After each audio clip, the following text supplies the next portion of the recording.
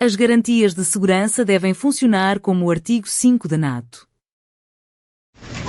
You're next to me. Thank you so much. Voilà.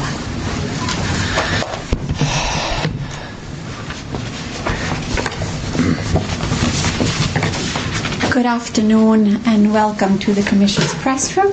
We are here with the President of the European Commission, Ursula von der Leyen, and the President of Ukraine, Volodymyr Zelensky, for a press point following their bilateral meeting. Yeah. President. Thank you very much, Mr. President. Thank Dear you. Volodymyr, what a pleasure to welcome you back to Brussels. I'm very pleased to be here with you today for our bilateral meeting that we just had, but also then the VTC that we will have in the Coalition of the Willing. And of course, I'm very glad that I'm able to accompany you and other European leaders for the meeting tomorrow that we do have with the US President in the White House. Since the beginning of Russia's brutal invasion, Europe has been at Ukraine's side, united, and we will support you for as long as it takes, for just and lasting peace. And this peace must be achieved through strength. Let me touch upon the main points. First, we must have strong security guarantees to protect both Ukraine and Europe's vital security interests. Ukraine must be able to uphold its sovereignty and its territorial integrity. There can be no limitations on Ukrainian armed forces, be it cooperation with or other third countries or assistance from other third countries, no limitations for the Ukrainian armed forces. As I've often said, Ukraine must become a steel porcupine, undigestible for potential invaders. We welcome President Trump's willingness to contribute to Article 5-like security guarantees for Ukraine. And the Coalition of the Willing, including the European Union, is ready to do its share. We know that the work of defending Europe is first and foremost our responsibility. And we've been working hard to speed up and scale up as we increase Europe's defense capability. Through the SAFE instrument, we are ensuring that the defense needs of member states and Ukraine can be matched, and that Ukraine's industrial defense base is strengthened. I am thinking in particular of drones here. This is in our mutual interest, and I intend to travel to the frontline member states in the coming weeks. At the same time, we continue to support Ukraine's path to its membership in the European Union. This in itself is also a security guarantee. My second point, with regards to any territorial questions in Ukraine, our position is clear. International borders cannot be changed by force. These are decisions to be made by Ukraine and Ukraine alone. And these decisions cannot be taken without Ukraine at the table. My third and final point, as long as the bloodshed in Ukraine continues, Europe will maintain diplomatic and in particular economic pressure on Russia. We will continue to strengthen sanctions. We have adopted 18 packages so far, and we are advancing preparation for the 19th. This package will be forthcoming in early September. We know that sanctions are effective. We have already put Russia's immobilized assets to work for the benefit of Ukraine, and we will continue to put pressure on Russia's war economy to bring President Putin to the negotiation table.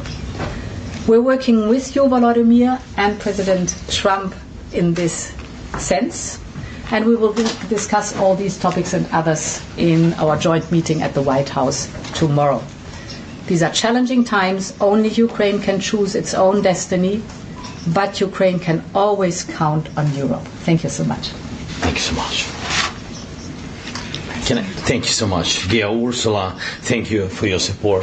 Thank you for this day. It's very important for all your support from the very beginning of this war, and it's very important that you are with us and that we speak to America and we speak together.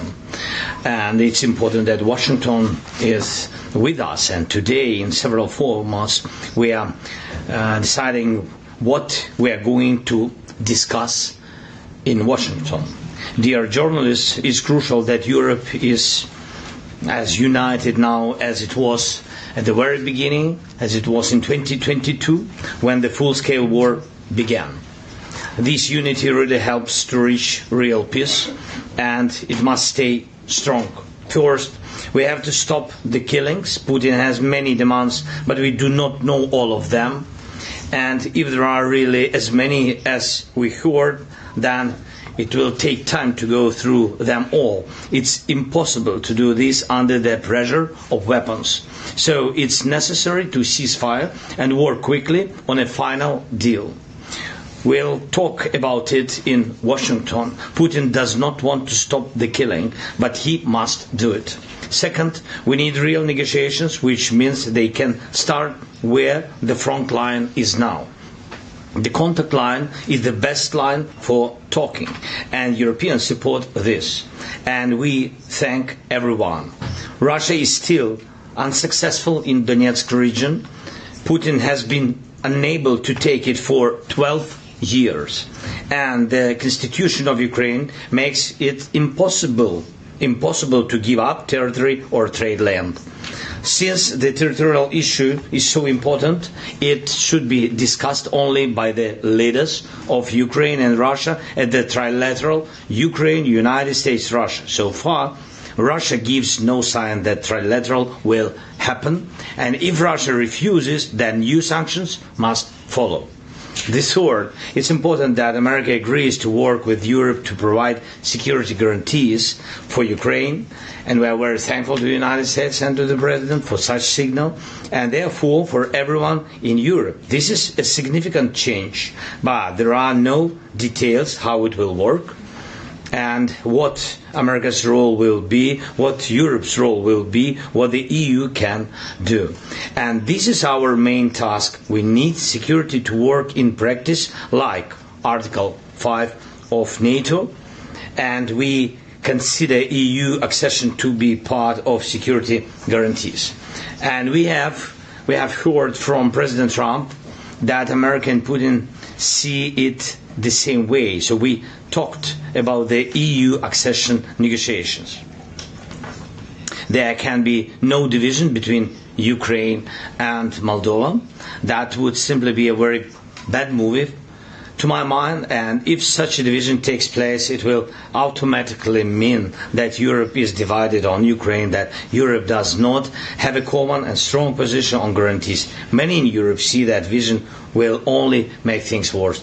And we talked about defense, and thank you very much, dear Ursula. We agreed to work more actively on programs such as SAFE, and I count on the support with drones. First of all, this is priority. Next, thank you for the 18th package of sanctions. It's important. We need to prepare the 19th package so that Russia sees that we are serious. We understand Russia's strategic direction. It's anti-European, and so we must continue to limit Russia's potential.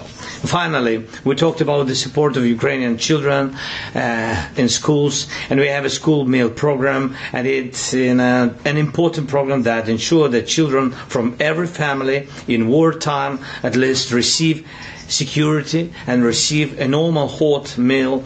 The school year is coming soon, and I asked Ursula to help us improve this program. It's our children, it's our future, everything for them. Thank you.